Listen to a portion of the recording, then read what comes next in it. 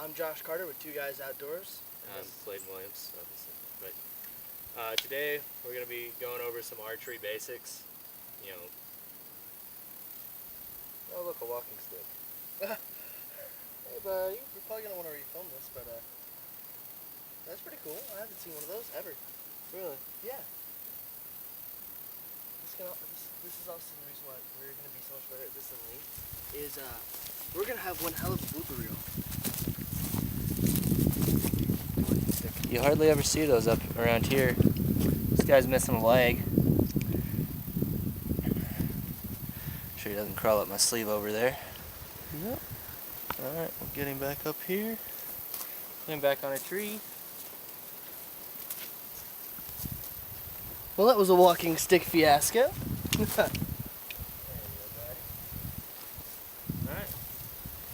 Little side note, walking sticks, beat little bugs. Alright, so like I said, archery basics, quiver, arrow, trigger thingy. Yeah, trigger thingy. And then we got a couple different kinds of bows. We've got basic recurve. Right here.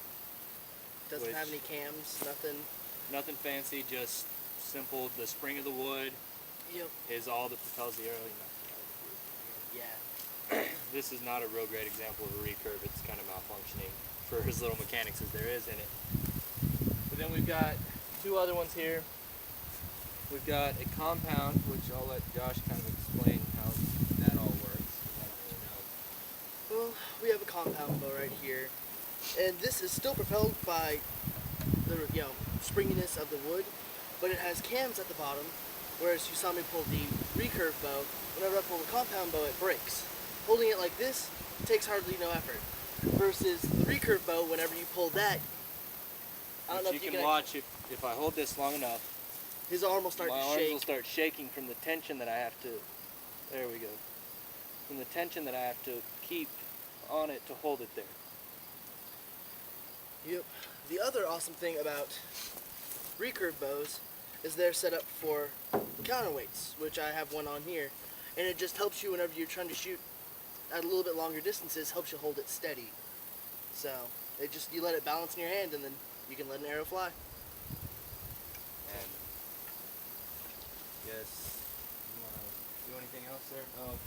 Oh, basic equipment that's usually used for the shooting hand. You'll either have a little trigger doohickey like this, which I'll get closer To the camera. Throw it on the screen so you see. Alright. Okay. It's soft the notch in the top. Wow. Alrighty, how the trigger thingy works. You have to loop it around and stick it back in. Then you have to arm it and close it, and then whenever you're ready to shoot, you put your arrow on, and you just put tension on, pull it, and there's different variations of that. There's one that's kind of a pincer thing, and it'll go around. It'll be a similar setup to that, but it'll strap to your wrist. And you put it on there and you arm it, and it just pinches around the string to pull, and what that does is it eliminates the ability of the string to roll when you release, which will affect the flight of your arrow. Another thing that is more commonly used for the people that kind of want to not get so technical with their bows and stuff is I've known people to say if you're going to use a trigger, you might as well just use a gun. But it helps for target stuff, for that's all competition really and stuff. But most people use something like this, a 3-finger glove, to just keep the string from cutting into your fingers. Makes it more comfortable to hold it for a long time, or even just pulling it and releasing it. And then this doohickey, which I have no idea what it's called, but my uncle gave it to me, and what it is used for is to help you almost free float your bow. Just like free floating a barrel. But you just lash it around your hand, and that's all you're really doing with the bow is just you lash it around, and it lets you hold onto it and keep control of it without actually having to grip it real hard. So it just keeps everything a little bit smoother, and so you don't have to keep a lot of tension on it. So And then also usually you'll see people use an arm guard, because that's the string, especially if it rolls when you release, will come in and it'll bruise your arm pretty bad. It's like I shot for a day without one time, and like I couldn't use that arm for about a week for anything more than, you know, like a paperweight. But what this is some are leather, some are, you know, like this. What it is just a pad that goes over your arm to keep, you know, if the string comes in and hits you, it doesn't get skinned directly. It just slides down that. They're pretty nice, and this one's kind of old and wore out. The elastic's about to break, but for demonstration purposes, it works.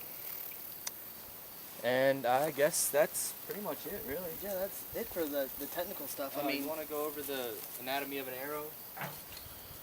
alrighty, the anatomy of an arrow. So you have a shaft, and these are cheap aluminum old school arrows, hand-me-downs from my uncle who used to be a competitive archer.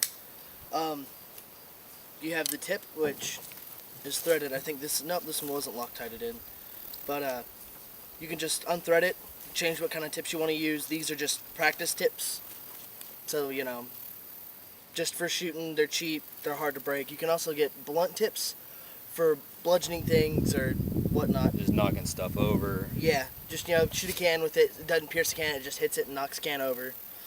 We have fletchings here, which this arrow's fletchings are in really bad shape. Most of ours are, but Yeah. here's a little bit better example. And what that does is they're actually supposed to be curved, and they have the same effect as rifling in a gun barrel to help the arrow to spin so that centrifugal force holds it true. And then we have the knock, which is just the part that you put around the string. To hold it So, in so yep. that you don't have to actually hold it with a finger. Yep. And that's about it for the anatomy of an arrow. I mean, you want them to be straight. If there's a bend in them, it changes the flight, so... Yeah, and if there's no fletching, it's all over the place. Yeah. So that's basically it for this episode of Two Guys Outdoors Texas.